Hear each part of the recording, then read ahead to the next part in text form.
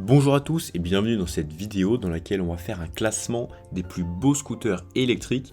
On va réaliser un classement du plus beau jusqu'au moins beau. Et pour cette vidéo, je vous ai sélectionné 18 scooters électriques. Attention, il y en a des beaux, il y en a des un peu moins beaux, il y en a des très futuristes et très jolis que je vais classer à la fin de cette vidéo. Et le but, si vous êtes chaud, ça va être de me dire si vous êtes d'accord avec moi, si vous êtes d'accord avec mon classement dans les commentaires pour que ça soit interactif. Votre avis m'intéresse vraiment, donc n'hésitez pas à mettre un commentaire à la fin de cette vidéo pour me dire si vous êtes d'accord avec ce classement. Mais avant ça, pensez à vous abonner à la chaîne YouTube sans oublier d'activer la cloche des notifications et vous pouvez aussi me mettre un j'aime si vous aimez ce type de vidéo. Et si vous me découvrez grâce à cette vidéo, sachez que sur cette chaîne on parle de mobilité électrique, plus particulièrement de scooters, de motos et de trottinettes électriques. Je fais des vidéos de présentation de véhicules et parfois des vidéos un peu plus légères comme celle-ci. Donc si ça vous intéresse, pensez bien à vous abonner pour ne pas manquer la suite. Donc comme vous pouvez le voir, vous avez 18 scooters en bas, je vais vous les présenter rapidement et en haut vous avez des cases, voilà, tout simplement avec des lettres. Pour expliquer brièvement le système de notation, c'est très simple. On a A, B, C, D, E, F. Donc ça c'est comme en primaire, donc c'est juste des notes. A ça veut dire que c'est excellent, quoi, c'est parfait.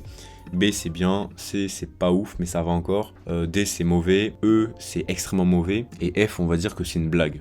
Donc voilà, on va dire que c'est une blague qu'on n'arrive pas à comprendre, quoi. Et S, c'est vraiment excellent, c'est vraiment le gros coup de cœur, c'est ce qui pourrait justifier un prix très élevé. Donc voilà à peu près le système de notation. Ensuite au niveau des scooters, je vais zoomer un petit peu pour que vous y voyez un petit peu plus clair. Alors on a du Horween, du BMW, du Rider, du Super Soco, encore du BM, du Horween, du Cake, du Ray bien sûr, du Red Electric, du Pink Mobility, du New, du Rider, encore du Horween, du X-City, du Silence, du Rider, du Pink Mobility et du Team Scooter. Donc voilà comment ça se décompose et on va commencer tout de suite. Au niveau de la notation, j'ai décidé d'être assez exigeant, voire très exigeant. Voilà, sans tirer à balles réelles gratuitement sur certaines marques, mais il y a des choses plus ou moins réussies et j'ai décidé voilà d'être assez objectif, d'essayer d'être objectif et de souligner là où il y a eu des gros efforts et aussi de dire quand il n'y en a pas eu réellement, en tout cas de mon point de vue. Donc on va commencer directement au hasard avec disons le Pinkfly. Le Pinkfly qui est un de mes scooters électriques préférés. Alors le Pinkfly, très honnêtement, je le mets directement en A parce que c'est un scooter électrique très joli. J'aime beaucoup ses performances, mais aujourd'hui on ne juge que l'esthétique et esthétiquement je le trouve très joli. C'est pour ça que je le classe en A.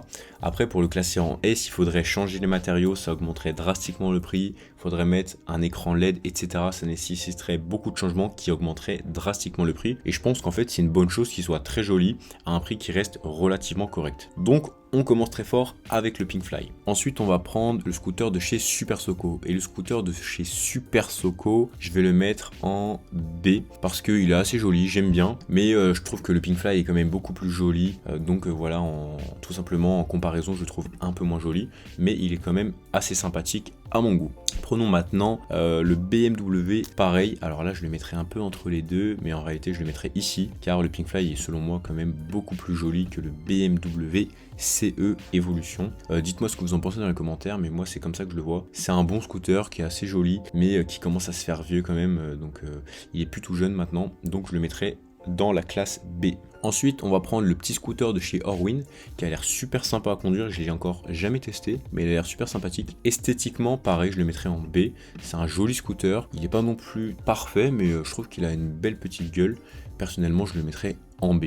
Prenons maintenant le E125 de chez Red Electric. Alors celui-là, je le mets directement en B parce que, encore une fois, c'est un joli scooter, mais je trouve pas aussi beau que le Pinkfly. Je trouve qu'il a moins de charme, même s'il est très correct, il est assez sobre, assez simple, il prend pas trop de risques. Donc voilà, je le mets en B, ce qui est quand même très bon. La meilleure note, c'est censé être A, mais le S, c'est vraiment pour les gros coups de cœur. S'il y en a un d'ailleurs, je sais pas si j'aurai un coup de cœur pour cette vidéo, donc restez bien jusqu'à la fin pour le savoir. Ensuite, on va prendre le Silence, donc le S01 et le S01+, pour moi c'est les mêmes, et eux, je les mets directement en A. Et oui, pas encore le gros coup de cœur, mais c'est un scooter électrique très joli. Voilà, c'est vraiment kiff avec le Pinkfly. Honnêtement, je préfère un petit peu le Silence esthétiquement. Je le trouve un peu plus moderne, un petit peu plus esthétique, mais franchement, c'est léger. Et c'est pas non plus un énorme coup de cœur, donc je le mets en A, ce qui est entre guillemets la meilleure note possible hors coup de cœur. Ensuite, on va prendre, qu'est-ce qu'on va prendre? On va prendre le X-City. Donc c'est un modèle 3 roues. Alors là, je voudrais pas vraiment être méchant, mais là pour le coup, on va vraiment descendre dans le classement. Honnêtement, je suis désolé, je vais le mettre ici. parce que je trouve pas ça joli, pas du tout. En plus un 3 roues, j'ai du mal à comprendre le concept, et si le 3 roues était très joli comme un BM ou comme un Pinkfly ou comme un Silence, j'aurais pu le mettre, on va dire, en B, hein, tout simplement, en B ou en A. Mais là, honnêtement, j'ai du mal à comprendre. Dites-moi dans les commentaires si vous êtes comme moi ou si vous trouvez ça très joli. Mais personnellement, j'accroche pas du tout. Ensuite, on a le 3 roues de chez Ryder. Donc lui, pareil, c'est un 3 roues. J'ai du mal à comprendre le concept, mais au moins, franchement, je trouve qu'il tient la route. Pour un 3 roues, ça passe. Enfin, ça passe. Je trouve pas ça beau, mais je trouve ça quand même plus joli. Je le mettrais entre D et E, mais on va le mettre en E, voilà. On va le mettre en E. Mais c'est un peu kiff-kiff entre les deux, honnêtement. Ensuite, on a des scooters qui sont vraiment très jolis parmi ceux qui restent. Donc là, on a le Ryder NG, un scooter très puissant, très intéressant que je n'ai pas encore essayé, en A, parce que je trouve que c'est très réussi. Honnêtement, c'est pas loin du B.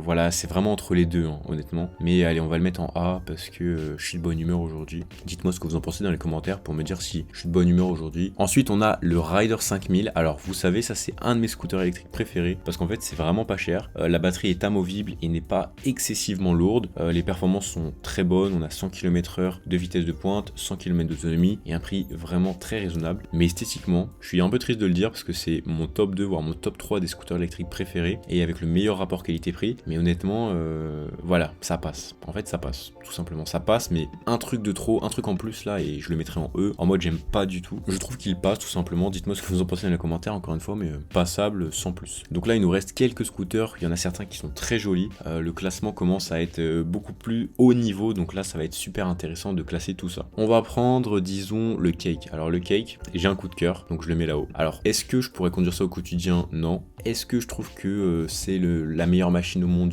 ou quoi? Pas du tout. Je trouve que c'est une machine très intéressante, mais esthétiquement, c'est magnifique. Je trouve qu'il n'y a pas grand débat à avoir. Les machines de chez Cake sont vraiment extrêmement jolies. Elles sont minimalistes, elles ont des jolies couleurs, elles prennent des risques. C'est une marque qui prend des risques dans son architecture, qui prend des risques dans son design et qui, je trouve, réussit extrêmement bien tout ce qu'elle entreprend. Et moi, personnellement, je suis assez fan de la marque. Est-ce que j'en achèterai un? Très probablement non, mais esthétiquement, c'est juste très très très joli. Donc là, on a le premier coup de cœur de la vidéo. Ensuite, prenons le Ray 7.7. Alors ça va peut-être en choquer plus d'un, mais vous inquiétez pas, je vais bien expliquer. Mais je le trouve pas très beau en fait. Je le mettrai A quand même, pas abusé, je vais pas le mettre en C. Alors pourquoi je le trouve seulement correct? En fait, la qualité des matériaux, des finitions, etc., c'est irréprochable, c'est magnifique. Mais moi, ce que j'aime pas sur ce scooter, ce que j'aime pas particulièrement, c'est tout simplement sa forme. On a vraiment l'impression d'être sur un scooter 50 cm3 quand on est dessus, pas en termes de puissance, pas en termes de performance, mais juste en termes de gabarit. Voilà, pour moi, c'est un scooter électrique qui est ultra performant, super bien fini, mais c'est juste une question de forme, c'est beaucoup trop petit. C'est un scooter qui est à peu près 2 fois plus petit qu'un C Evolution. Ok, le C Evolution est grand, mais pour moi, le Ray 7.7 est trop petit, donc je le mets seulement en note B, même si au niveau des performances, il est excellent et il serait très probablement dans cette catégorie si on parlait des performances. D'ailleurs, dites-moi dans les commentaires si vous voulez une vidéo comme celle-ci où on fait un classement, mais en termes de performance et non pas en termes d'esthétique. Et s'il y a beaucoup de demandes, je vous ferai une vidéo dédiée. Ensuite, on va prendre le New MQI GT Evo. Donc encore une fois, je vais le mettre dans B. Franchement, je le trouve beau.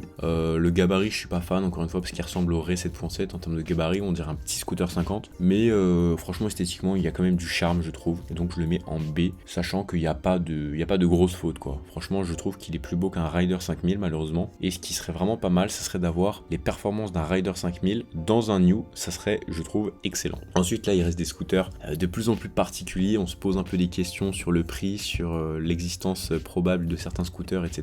Parce qu'il y a des choses un petit peu particulières. Donc là, on va parler du petit scooter 125 de chez Pink. Et là, honnêtement, je suis un peu mitigé. Mais en tout cas, je le mets là. Très honnêtement, je le mets là directement entre la classe S du coup de cœur et la classe A du très joli. Honnêtement, j'ai du mal à placer entre les deux. Pour l'instant, je vais le mettre là sur le côté. On revient après. Mais honnêtement, je trouve que c'est un très très joli scooter. Esthétiquement, il est vraiment très beau selon moi. Ensuite, pareil, avec le Team L de chez Team Scooter. Je travaille avec eux, mais ce scooter est magnifique, quoi. Il y a pas photo, quoi. Ce scooter est juste beau, quoi, en fait. On a un design qui est vraiment bien bossé et c'est vraiment important de le souligner parce que c'est une marque qui non seulement a envie d'offrir des scooters électriques pas trop chers, mais tout en gardant un esthétique qui peut plaire à un maximum de gens. Donc encore une fois, je suis un peu mitigé entre les deux, mais on va dire qu'on est très exigeant dans cette vidéo, donc je vais le mettre en A et lui aussi je vais le mettre en A parce que je suis très exigeant dans cette vidéo et que voilà, je fais des cadeaux à personne, on va dire. Donc voilà, donc je les mets en A avec tous les autres scooters de la gamme A. Ensuite, il en reste 3. Donc là, c'est des scooters un peu particuliers. On va commencer par le BMW CE04. Et là, à votre avis, où est-ce que je le place? Est-ce que je le trouve moche? Non, faut pas abuser.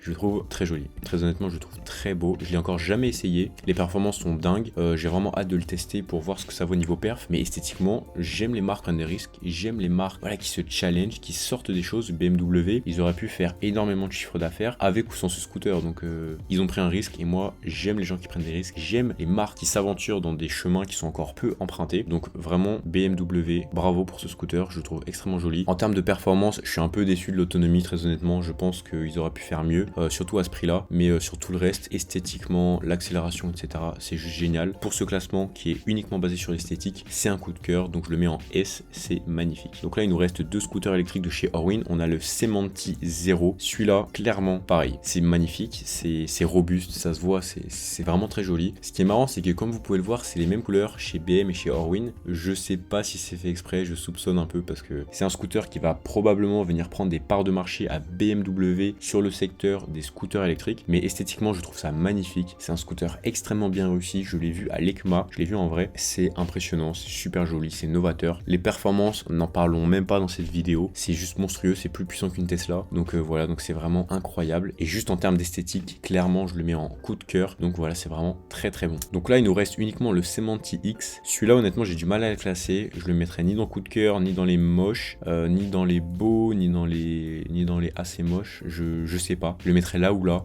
Pourquoi? Parce que je trouve ça très futuriste. Alors là, c'est sûr qu'ils ont pris un deuxième risque, Orwin, en faisant ce scooter électrique. Je sais pas s'il sera réellement commercialisé un jour en plus. Donc ils ont pris un risque. On dirait vraiment une machine de film. Mais on va dire pour souligner le courage quand même, on va le mettre ici. Même si je suis pas fan. Je suis fan du futur. Je suis fan des innovations. Mais aujourd'hui, ça me semble bizarre. Rien que la position de conduite, j'ai du mal à l'imaginer, etc. Peut-être qu'avec le temps, ça évoluera et que d'année en année, il remontera dans mon classement. C'est possible. Mais en tout cas, actuellement, je mettrai la note de C. Donc c'est une belle machine.